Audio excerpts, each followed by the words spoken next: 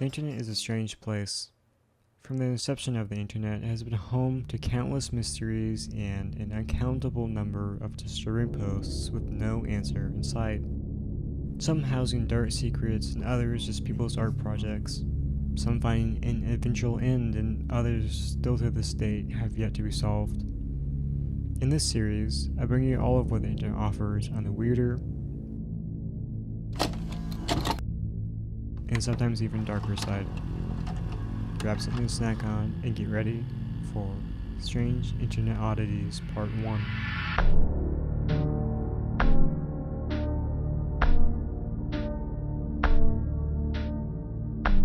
To start off this series, I figured we might as well hit one of the most infamous and disturbing videos on the internet. And at that, one of my personal favorites, as it's one of the first scary videos I came across while browsing the web when I was a lot younger. blankroomsoup.avi. The video shows two black clothed individuals with unsettling, huge, cartoonish masks on, patting down and soothing a naked man sitting down at a table. The naked man has a black bar over his face, concealing his identity. He sits there, whimpering, as he eats a bowl of mystery food with a big wooden spoon.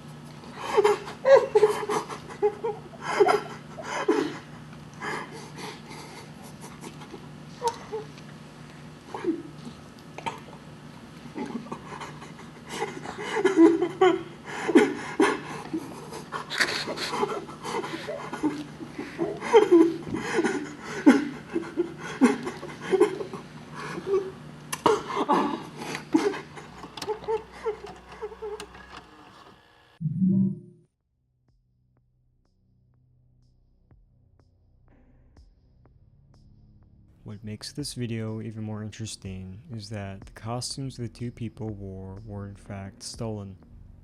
The creator of the costumes had said he's even seen the video, as he's the one who had originally posted it on the internet, and mentioned how one night the costumes were just gone after finishing up a performance one night when loading up the truck with their equipment.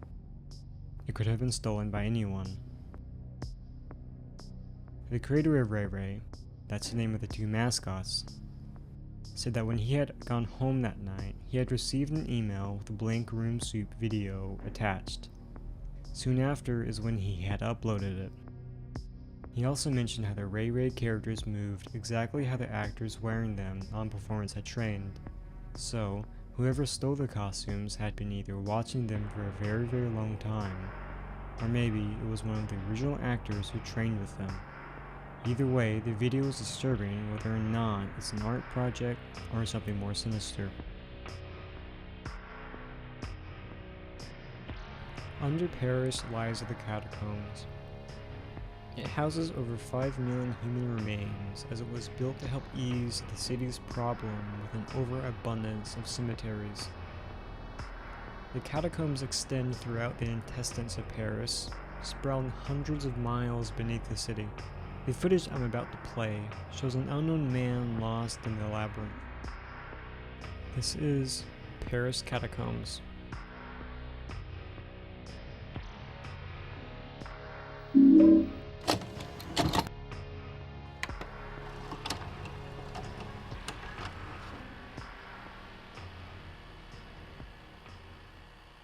This person occasionally stops and he photographs bones, often in the shape of an arrow.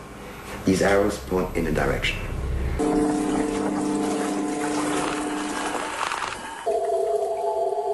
After about 40 minutes of these point of view shots and these pictures of bones, the person begins to walk faster and faster.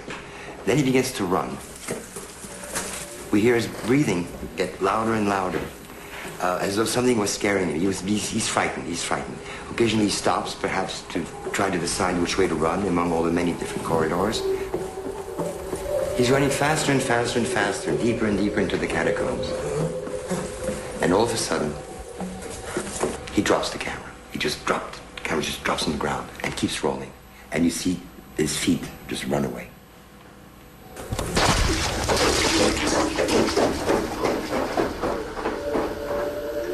And it keeps rolling until it runs out of tape. What happened to him? Nobody knows.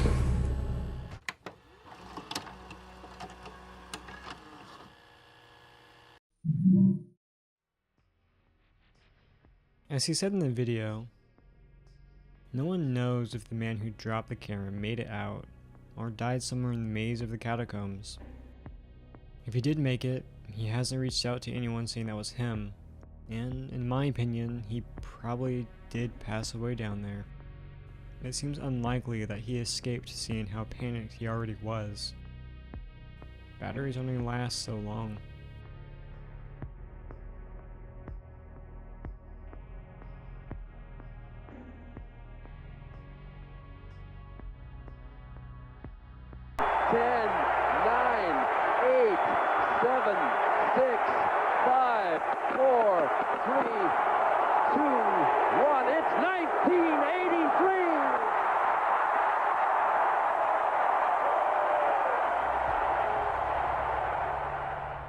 It's 1983.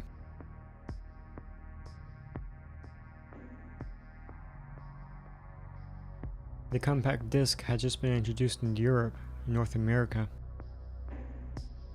All right, listen, this is about to hit the stores in 1983, and here it is, the compact disc. It's a Philips, this is the Philips make. I believe Sony are bringing one out as well, and they're all going to be compatible. But it's a marvelous little thing. It's a laser disc. You can see sort of the laser colors in it, and because it's a huge year.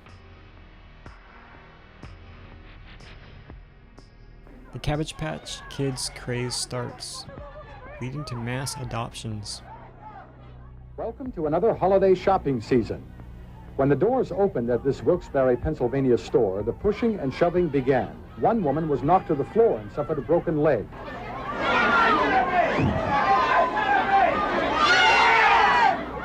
This scene has been repeated in hundreds of stores across the country that advertise the Cabbage Patch Kids. The Cabbage Patch Kids are dolls about 16 inches high. They don't walk, talk, wet their pants, or grow hair. They don't do much of anything. But they have upset the supply and demand cycle to an astonishing degree. There has never been such a first-year demand for a new doll. As far as I'm Sally Ride is the first American woman to fly to space. The Space Shuttle Challenger's 5 astronauts are sleeping now after a virtually flawless launch and first day. This is the 7th shuttle mission, and with no hitches, it might have been considered routine. But as the Challenger climbed today, it carried an American woman astronaut, Sally Ride, into space and into history. Lynn Scher has the story. She was grinning with excitement even before she left the Earth. Even before the crowds here chanted, "Ride, Sally, ride," as Challenger took its supercharged journey into space. And liftoff of STS-7 and America's first woman astronaut. And the shuttle has cleared the tower. It was a perfect launch into the history books, as Challenger once again charged into the sky and gently rolled over, carrying not only Sally Ride, but 4 other male astronauts towards orbit. The trip to space was so exhilarating. And then there's Kinder Surprise. A chocolate egg, invented by Michel Ferriot in 1974. But the company's history isn't the concern today. Not exactly. It's one of their commercials that aired in 1983 in the UK that was rumored to have been subsequently banned shortly after, just how eerie children found it. The video shows a little Humpty Dumpty fleshy egg man with arms and legs saying almost random and unintelligible words. When the commercial comes to a close, the fleshy egg says, Me Scooby, now.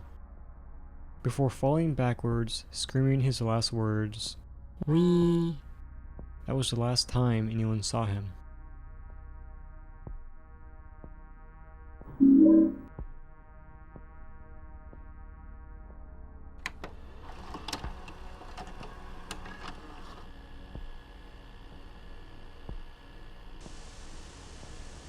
Kinder, you bolsheviki. Me unscrabbly. Shock-a-doobie! Doubly shock-a-doobie! Pop swabble! Toy! Yodel yum and choco scrum with multi-pop swabble dies! Oh, grubbly! Me scrubble now. Knocko, whee! Kinder Surprise from Ferrero.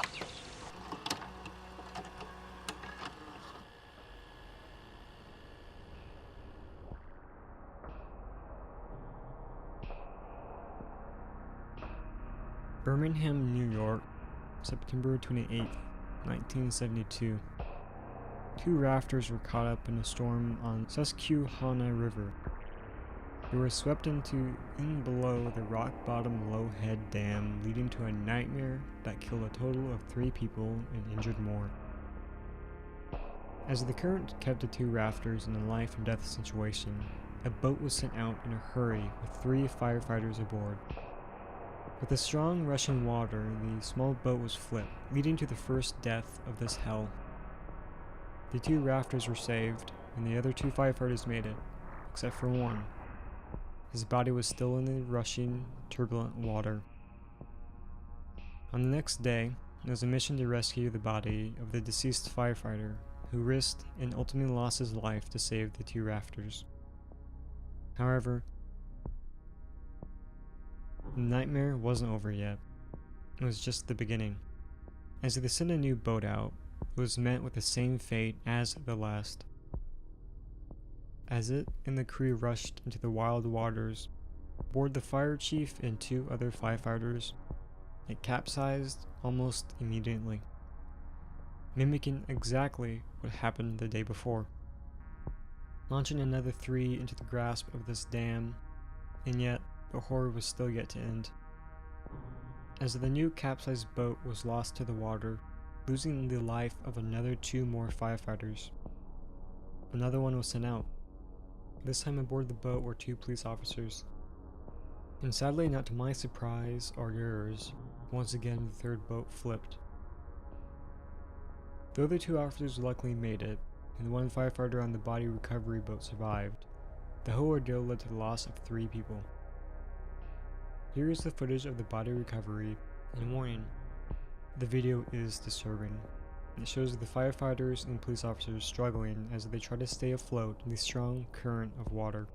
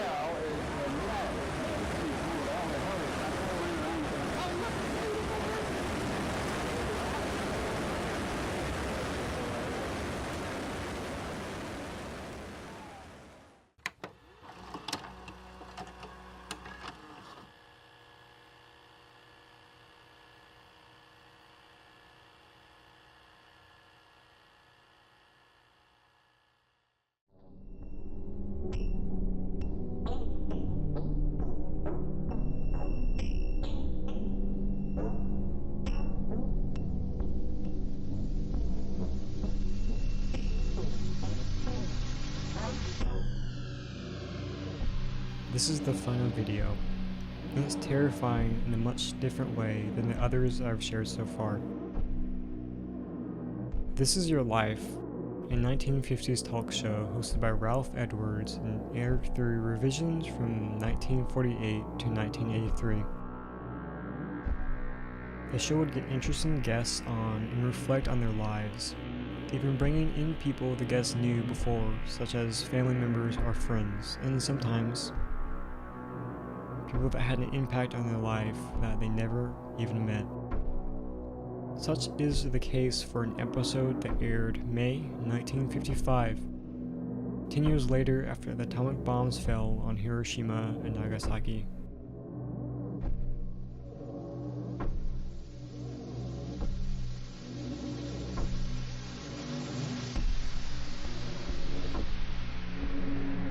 From Reverend Kiyoshi Tanimoto, one of the survivors of Hiroshima, recounting the horrors of the atomic bomb, to meeting Robert A. Lewis.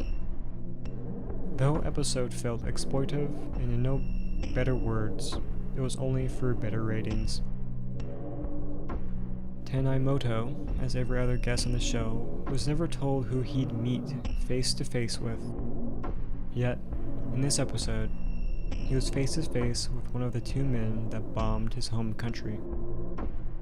Lewis was said to be drunk before he showed up to the episode, dreading to meet Tanimoto.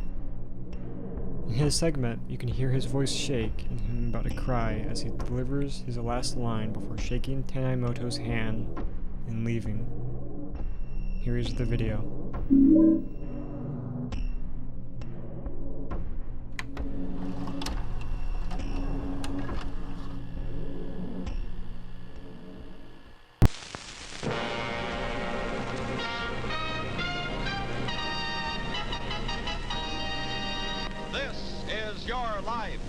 Good evening, sir. Good evening. Would you tell us your name, please? Kiyoshi Tanimoto. Tanimoto. Yes. And your occupation, Mr. Tanimoto? Minister, Christian minister. Right. Yes. Reverend Tanimoto. Time is standing still as our earth shakes to an explosion never before equaled. In a daze, you pull yourself from your position between the two garden rocks. From your vantage point, you again look out over the city. You started to tell us what you saw. What did you see? Well, I saw the whole city on fire. And many people running away from the city in silence. Their skin peeling off, hanging from face, from arm. But strange to say, in silence, it looked like a procession of ghosts. Did you know that Hiroshima had been the first city to feel the force of atomic power? Well, I didn't know what happened. But as your mind clears, you think of your wife and baby, your church, your parishioners, all somewhere in the enveloping dust. You start to run toward the city saying, "My God, help them." And looking down from thousands of feet over Hiroshima, all I could think of was, my God, what have we done? The voice again of a man whose second of eternity was woven up with yours, Reverend Tanimoto. Now, you've never met him, have never seen him, but he's here tonight to clasp your hand in friendship. Captain Robert Lewis, United States Air Force, who along with Paul Tibbets piloted the plane from which the first atomic power was dropped over Hiroshima.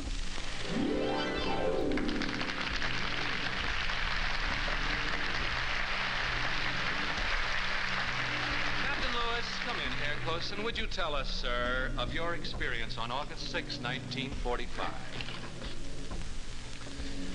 Well, Mr. Edwards, we left Tinian in the Mariana Islands at about 2:45 in the morning on August the 6th, 1945. Our destination was Japan. We had 3 targets. One was Hiroshima, one was Nagasaki, one was Kokura. About an hour before we hit the coastline of Japan, we were notified that Hiroshima was clear. Therefore, Hiroshima became our target. Just before 8:15 a.m. Tokyo time, Tom Farabee, a very able bombardier, carefully aimed at his target, which was the 2nd Imperial Japanese Army headquarters. 8:15 promptly, the bomb was dropped. We turned fast to get out of the way of the deadly radiation and bomb effects. First was a big flash that we got, and then the 2 concussion waves hit the ship. Shortly after, we turned back to see what had happened. And there in front of our eyes, the city of Hiroshima disappeared. Now, you entered something in your log at that time. As I said before, Mr. Edwards, I wrote down later, my God, what have we done? And so, Reverend Tanimoto, you on the ground and you on your military mission, Captain Lewis, in the air, both appeal to a power greater than your own. Thank you, Captain Robert Lewis, now personnel manager of Henry Heide Incorporated in New York City. In that split second when one atom bomb was exploded, 100,000 people were either killed or destined to die. 100,000 more were hurt. Were you hurt, Reverend Tanimoto? I was safe.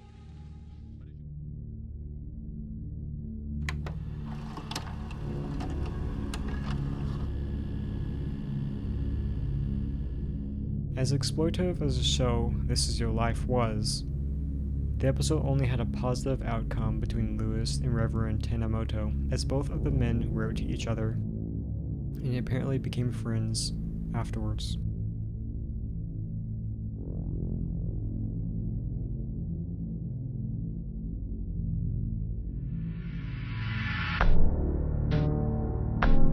In tonight's video, we covered 5 disturbing videos I found while traveling the internet. From one of YouTube's most famous videos, blinkroomsoup.avi, to the man that was never found in the underbelly of Paris, and an old haunting commercial that was taken off the air, and lastly, 2 very real and very disturbing videos. The internet is a strange, dark place, and I'm just passing through it. If you want to keep traveling with me into its darker corners of the web, this is just one stop on the map. There's more out there, and I'll be going further if you want to stick around. Good night.